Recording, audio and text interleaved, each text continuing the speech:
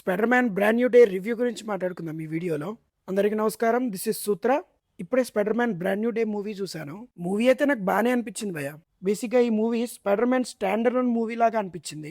ఎక్కువగా వేరే ఏ super hero references లేవు ఈ మూవీలో. మెయిన్ గా స్పైడర్ మ్యాన్ తన ఆర్గానిక్ పవర్స్ మీదే ఉంటుంది ఫోకస్ అంతా కూడా.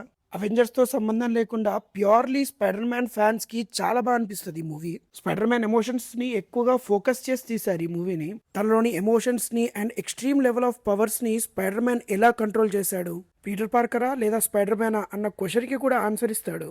బేసిక్ గా కామిక్స్ నుంచి స్టార్ట్ చేసుకొని ఇప్పటి వరకు పీటర్ పార్కర్ అనే క్యారెక్టర్ ఎప్పుడు ఫెయిల్యూర్ తోనే ఉంటుంది.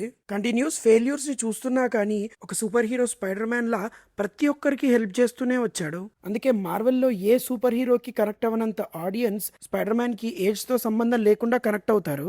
ఇక బ్రాండ్ న్యూ డే గురించి మాట్లాడుకుంటే మూవీ ప్లాట్ సింపుల్ గా ఉన్న మేజర్ గా ఎగ్జిక్యూషన్ మీదనే ఫోకస్ చేశారు.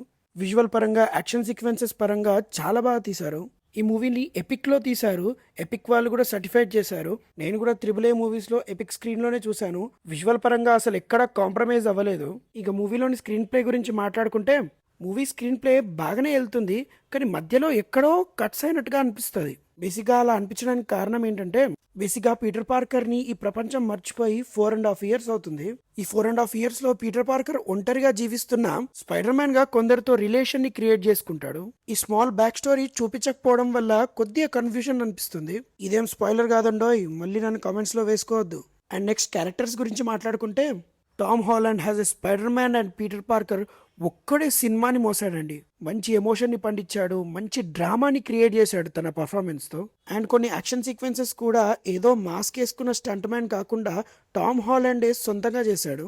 ఈ విషయం మీరు మూవీ చూస్తే చాలా క్లియర్ గా అర్థమవుతుంది. అండ్ నెక్స్ట్ జిండర్ అదే ఎంజే క్యారెక్టర్ ఈ మూవీలో అయితే కీ రోల్ ని ప్లే చేసిందని చెప్పుకోవచ్చు. పీటర్ పార్కర్ ఎమోషన్స్ అంతా కూడా ఎంజే చుట్టే తిరుగుతాయి. అండ్ తన పర్ఫార్మెన్స్ మూవీలో కూడా చాలా ఇంప్రూవ్ అయిందనే చెప్పుకోవాలి.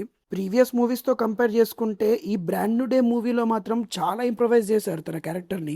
అండ్ ఫ్రాంక్ క్యాసిల్ క్యారెక్టర్ చేసిన జాన్ కూడా బాగానే పర్ఫామ్ చేశాడు ఈ మూవీలో. ఈ క్యారెక్టర్ ని ఈ మూవీలో ఏదో యాడ్ ఆన్ క్యారెక్టర్ గా యూజ్ చేశారు, అంతేగాని ఎక్కువ ఇంపార్టెన్స్ ఇచ్చినట్టుగా అనిపించలేదు నాకు. లాస్ట్ ఫ్యూ మినిట్స్ మాత్రం కొద్దిగా ఇంపాక్ట్ ఇస్తుంది ఈ క్యారెక్టర్ అంతే. అండ్ మెయిన్ గా సాడీ సింగ్ గురించి మాట్లాడుకోవాలి. ఈ క్యారెక్టర్ గురించి నేను ఎక్కువగా మాట్లాడకూడదు, స్పాయిలర్ అయిపోతుంది. బట్ తన పర్ఫార్మెన్స్ మాత్రం టాప్ నాచ్ ఉంటుంది మూవీలో.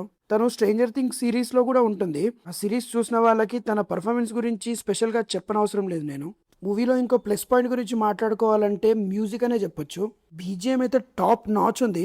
కొన్ని సీన్స్ లో సౌండ్ కి సీట్లు కదులుతున్నాయి.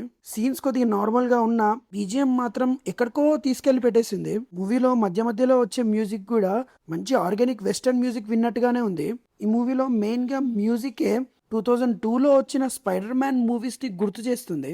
ఇవన్నీ కలిపి పాతకాలం spider man stand alone movie చూసిన ఫీలింగ్ అయితే గట్టిగానే ఇచ్చింది మూవీ. నాకైతే బాగా నచ్చింది, మీకు కూడా ఖచ్చితంగా నచ్చుతుంది. దగ్గరలో ఉన్న best screen and best audio ఉన్న థియేటర్కి వెళ్ళండి అండ్ ఫ్యామిలీతో ఎంజాయ్ చేయండి. ఈ వీడియో ఎలా అనిపించిందో కామెంట్ సెక్షన్లో కామెంట్ చేసేయండి. నచ్చితే లైక్ చేయండి అండ్ మన ఛానల్కి తప్పకుండా సబ్స్క్రైబ్ చేసుకోండి. బాయ్.